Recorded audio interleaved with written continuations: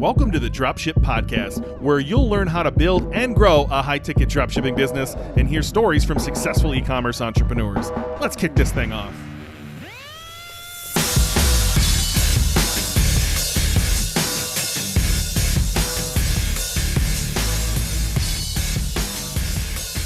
Hey, welcome back to the Dropship Podcast. This is another Tactical Tuesday episode, and today we're once again going to take an episode from John and I's paid version of this podcast, where we're going to talk about contacting high-ticket dropshipping suppliers. So this was an absolute gold nugget filled episode where we go into every objection you might encounter, ways to get around those objections, ways to get past the gatekeepers. You're going to love this episode. We're going to break it into 3 parts for Tactical Tuesdays here.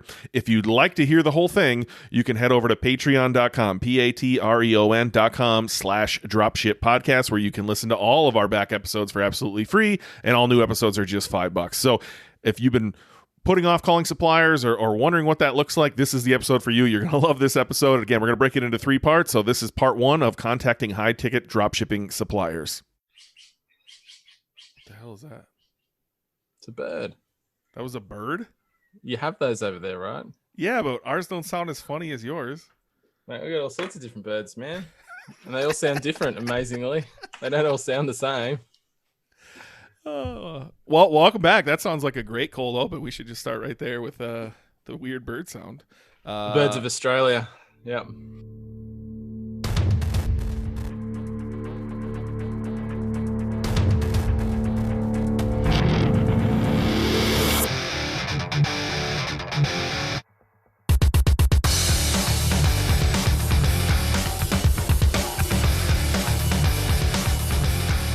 We got some good feedback on episode 1, so thank you to everyone that reached out or commented or laughed at my dreadlock photo or any of the above. That was I'm still waiting on yours, buddy. You see what I did there? You see what I did there? I tricked you into posting yourself dreadlocks.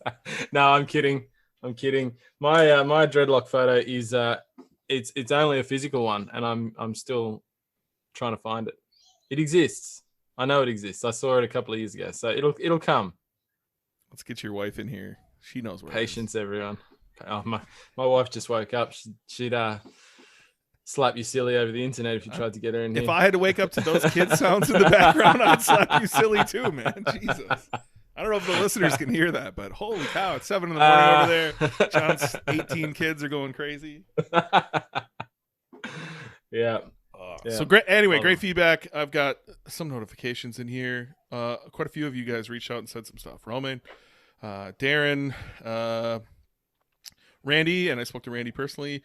Alex, thank you guys for all the comments. Make sure you're in the Facebook group. If you're not, facebook.com/group/Dropship Podcast. You guys can put questions in there. You can respond to everything in there, or you can respond to Patreon. Wherever you want to respond works for us. And thank you. We might do a Q&A episode possibly next week.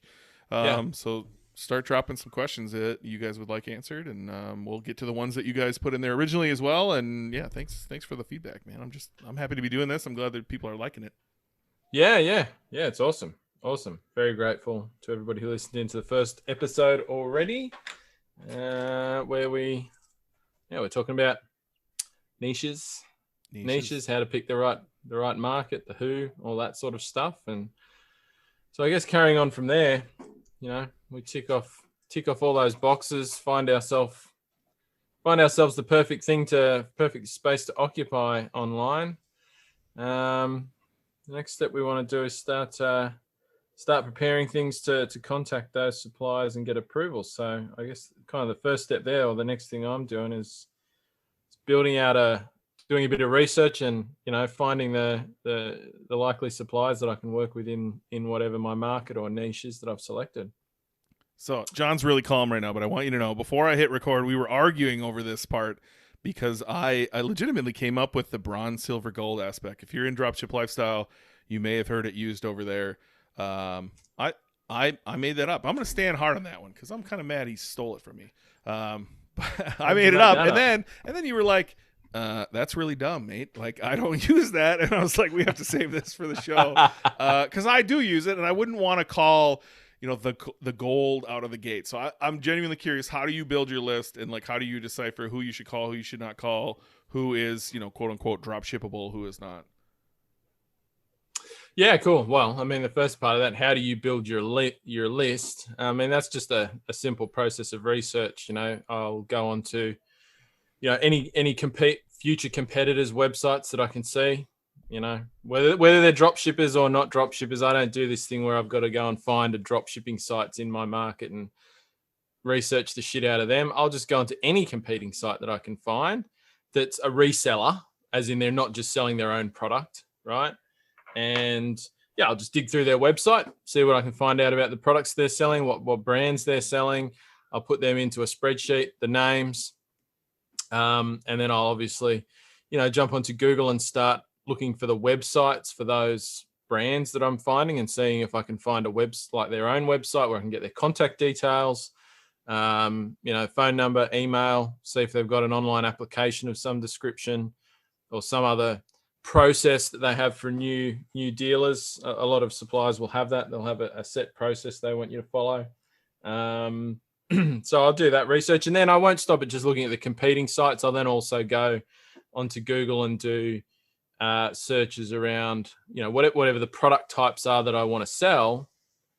I'll do like product type keyword plus supplier, importer, distributor, manufacturer, and just trawl through some pages of Google results to see if I turn up any other companies that look like they've got a product that might fit the space, and they're going to go onto the list as well. Sometimes that just turns up a lot of the same names you already have, but it doesn't hurt to go a little bit deeper than just what you see on competing sites.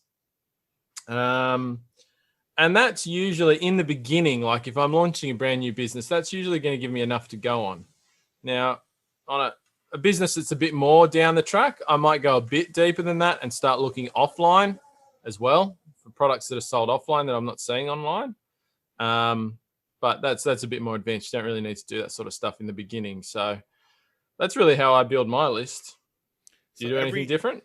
Every course I've seen says, go find other people selling these products and then go like into their contact us page or their about us page, find their address, Google it. And if they have like an actual location, if it's a big warehouse, they aren't drop shippers, and you should avoid all of the brands there. You should look for the ones that, like, when you Google it, it shows up a UPS store, right? Or someone's house. And then those people are likely drop shipping, and only those brands are the ones that you should deal with. I'm assuming, I don't agree with that. I'm assuming you don't either. No, hell no, I don't agree with that. I mean, the reason why other courses say that is because that's the simplest route to take, right? And this is one of my problems with other dropshipping programs out there is they all take the easiest route. We talked about the difference between simple and easy in the last episode, right? They all teach the easiest route. So yes, in a lot of cases, it is easier to just try and identify suppliers that you have a reasonable assumption are already drop shipping. But guess what that means? You're only going to be selling brands that every other dropshipper is selling straight out of the gate, right?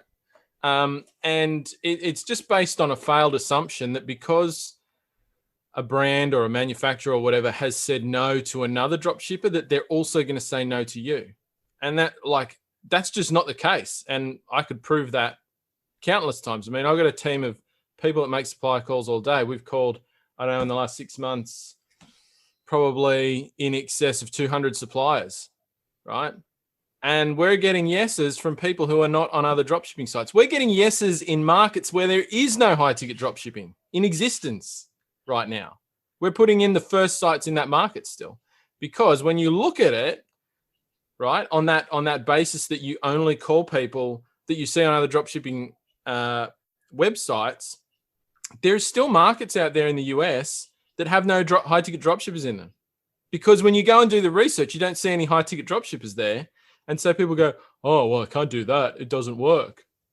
Bullshit. I'll call bullshit on that right now. You have the right conversation with the suppliers.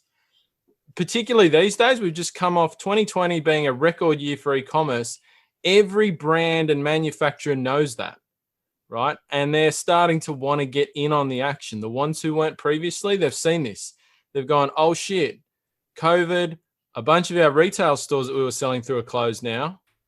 Gone out of business, gone broke. We're missing out by not being online. Like we've opened up suppliers that had just internally changed their policies about online in the last 6 months that nobody else is selling. I think so if you really try to sit and think about it too, I'm just going to only speak from my own experience. When I was starting, I had all these companies I was going to call were like up on pedestals, right? Like that me as little old Ben, just starting out, there's no way they were going to give me the time of day. And it took me years to get over this with like gurus as well. It's just people. There's just people on the other side of that, right? So, I know we're on podcast, but behind me is like all my pet supplements that I carry for a brand I carry. I'm not necessarily looking for someone to sell my stuff, but I'd be thrilled if the right people reached out to want to sell my stuff, right? And so there's people behind all of these brands as well. And like we've said in other episodes, they're manufacturers. They're not like e-commerce gurus. And so no matter who they are, I'm going to tell you this right now. I think every single brand dropships, all of them. It doesn't matter who they are. And so I vehemently also disagree with what you said there, John, like that only finding other drop shipping websites and copying them is like the easiest path you could do, and it's the laziest path that you could do. Yeah, laziest. That's right. I mean, yeah, that's very it. American. Hey, you said it. I didn't, dude. You called me fat before the call. What the? Where's the? There's no evidence of that. There's no evidence of that. We weren't recording, mate. You fat Americans. I'm not like that. I didn't say that. You keep saying it. You keep repeating it, dude. Jeez. Way to get down on yourself. I think you're a beautiful human being, Ben. Thank you. Yeah, lazy's right. I mean, look, it certainly can be part of your research, but you need to go further afield than that, right? You can't just stop with those, with just looking at other dropshipping sites. You want to really, get down to the bottom of that well of potential suppliers and put everybody on your list, right? Everybody that you can find. Don't second guess what they may or may not say before you've even done anything, right? I mean, you should never make assumptions about what somebody else is going to do.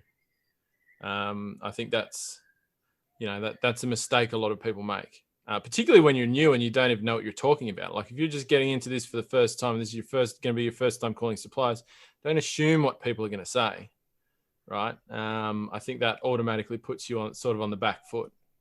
Yeah,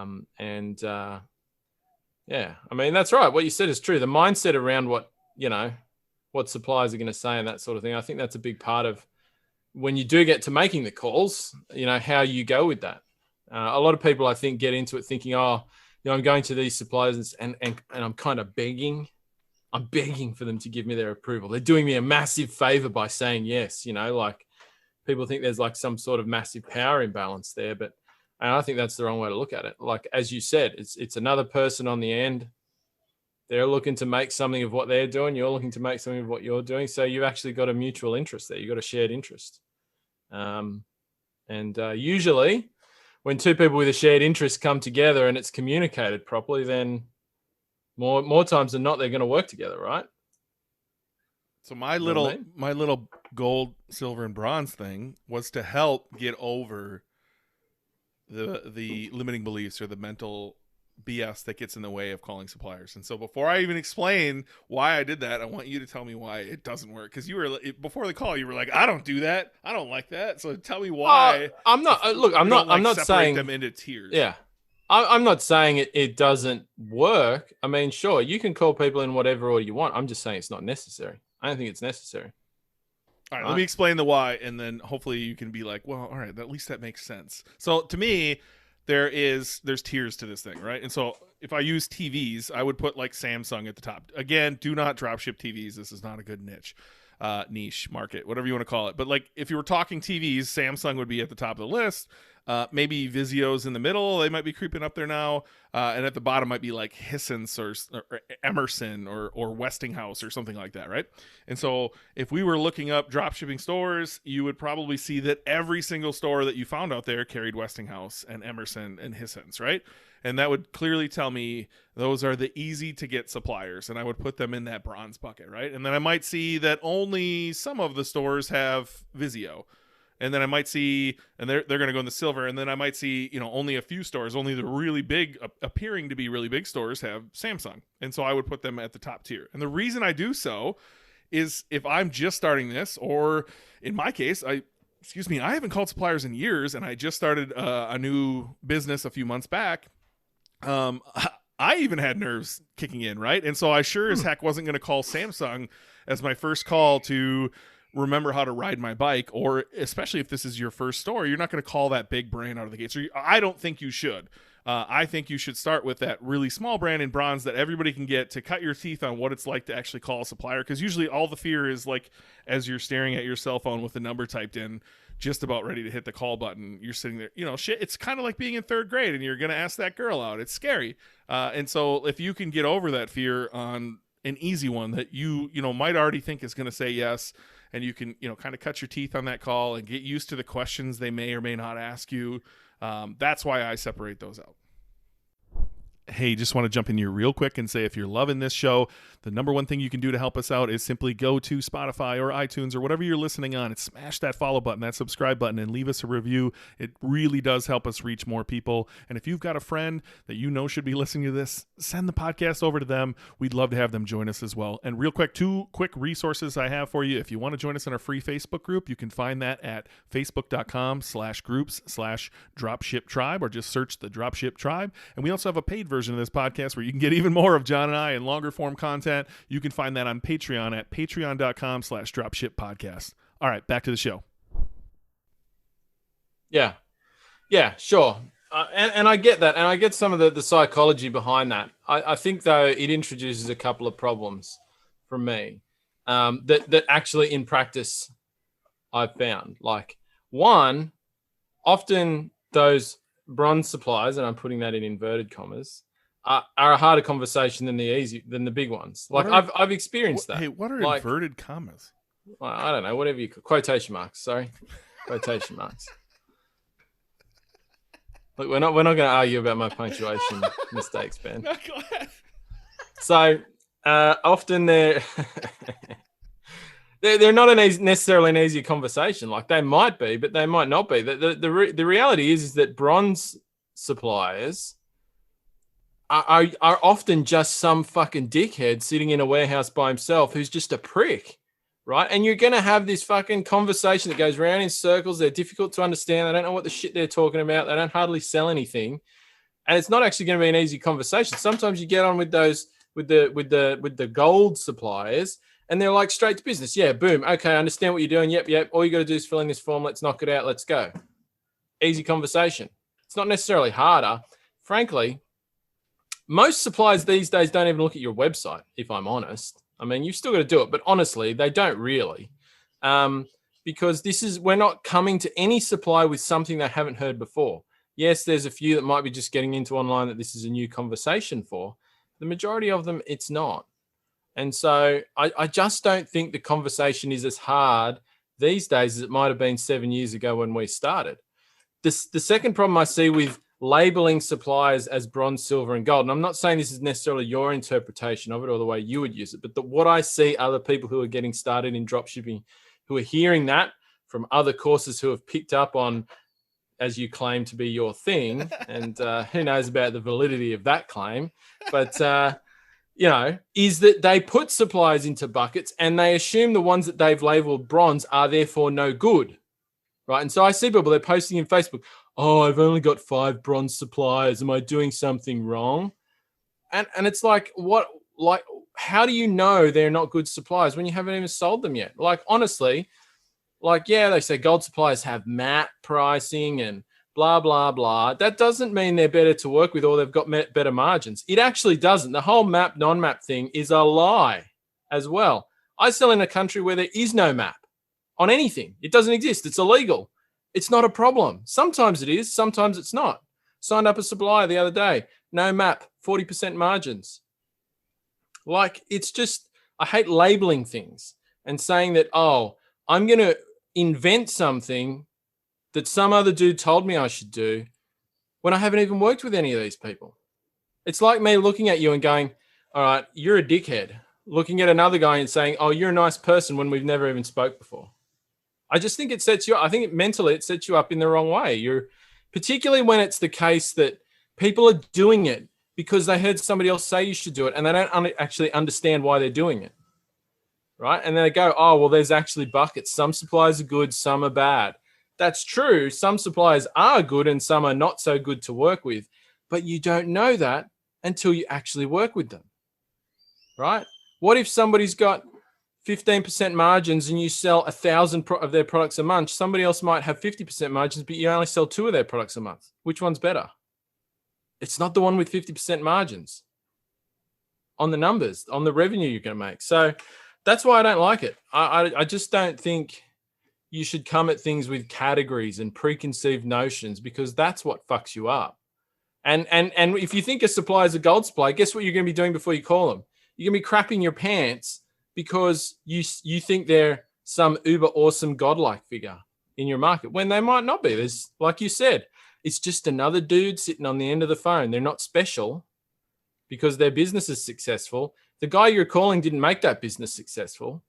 You're just going to be calling some mid-level tool bag who wants to put another tick in their box for their next performance review, usually. So I just don't like it. I don't like it. And I think if you've learned how to have that conversation properly, like if you're new, yeah, the conversations are daunting. They're challenging. You'll be nervous. You'll be anxious. I still get nervous when I'm going to make these calls a little bit, right? But if you've learned how to do it properly, you're not going to have a problem. It's a simple conversation. Doesn't mean it feels easy, of course, but it's really simple. It's really hard to fuck it up, honestly. Not to mention, with most suppliers, you're not going to do it on the first phone call anyway. You're going to be calling back.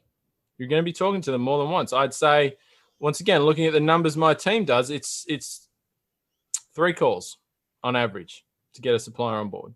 Your team must suck. I'm the one call closer. That's what they call me. Yeah, well, who knows, Ben? Who knows? No, I agree. Actually, there's a bunch of steps here that we outline that are in between here, but we should just go right into that because I think there's a lot of tips we can give, right? So, look, I'm putting these in bronze, silver, and gold for my reasons. The ones John outlined, I actually agree with. Like, I've seen some people get down on themselves that they're like, I only have these few bronze suppliers, and they're ready to quit because they think they have bad brands for some. Like, look. All these brands exist for a reason, and they likely didn't go out and raise a bunch of money. Like, they actually have a product that must work because they're making revenue, and there's just as many Samsungs that get sold as there is Emersons and Hisense and Vizios. There might even be more of the lower priced items because they come to a better audience. All right, we're going to kill it right here for today. We're going to have part 2 of 3 of contacting high-ticket dropshipping suppliers, pulled from our Patreon next week on Tactical Tuesday, so stick around for that. If you just can't wait, head to patreon.com, patreon.com/Dropship Podcast, and you can listen to this whole episode for absolutely free, including our other 25 episodes on Patreon, all for absolutely free. And when we put out a new show, we charge $5 per episode, so go enjoy all of the back episodes for free right now, and I think you'll be hooked. You'll probably want to stick around. It's some good stuff over there. We'd love to have you. So check out patreon.com/Dropship Podcast, and we'll see all of you next week for part 2. Thanks for listening to the Dropship Podcast. You can find all the show notes for this episode at dropshippodcast.com. And if you're ready to take the next step in your dropshipping journey, we invite you to join us inside Dropship Breakthrough, where John and I will walk you through step by step in starting your own high-ticket dropshipping e-commerce business. But that's not all. Dropship Breakthrough will also teach you everything you'll need to know to grow your business and take it to the next level. So head over to dropshipbreakthrough.com and sign up for our free training that will help you take the first steps towards building and growing your own profitable high-ticket dropshipping business.